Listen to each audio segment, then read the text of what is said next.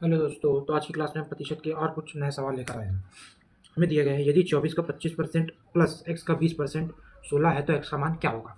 तब हम करेंगे 24 ये का मतलब गुणा 25% प्लस x का 20% बराबर 16 है। तब इस प्रकार से करें। 25% ज्ञात करने के लिए हम 100 का भाग देते हैं। x गुणित 20/100 बराबर 16। अब हम देखेंगे कि कट कैसे रहा है। 25 के 25, 25 के 100, 4 का 4 और 4 छंग 24।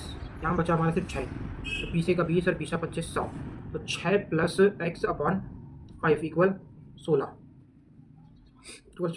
फिर एक्स अपॉन 5 इक्वल 16 माइनस 6। फिर एक्स अपॉन 5 ये हो जाएगा, माइनस हो जाएगा तो बचेगा 10। फिर ये हमारा भाग में है तो यहाँ जाकर गुणा में हो जाएगा। तो x बराबर 10 गुणा 5 बराबर 50। तो x का मान हमारा 50 प्राप्त होगा।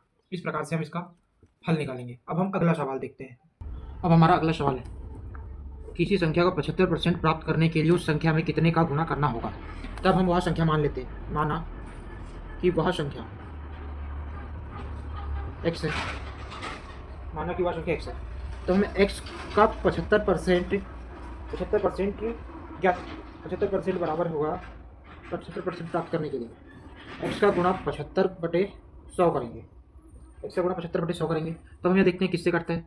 25 दिया 75 और 25 के 100। x का गुणा 3/4, x का गुणा 3/4 से करेंगे।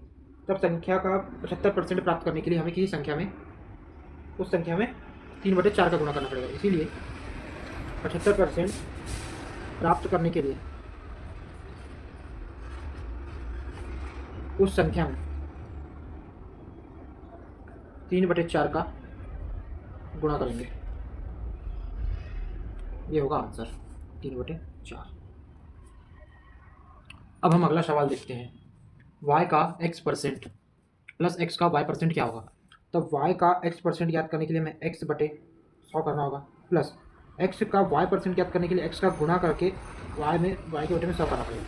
इसके बाद हम इनका गुणा कर लेंगे। तो ये yx/100 प्लस xy/100, इन दोनों में से हम देख रहे हैं, इन दोनों को जोड़ देंगे।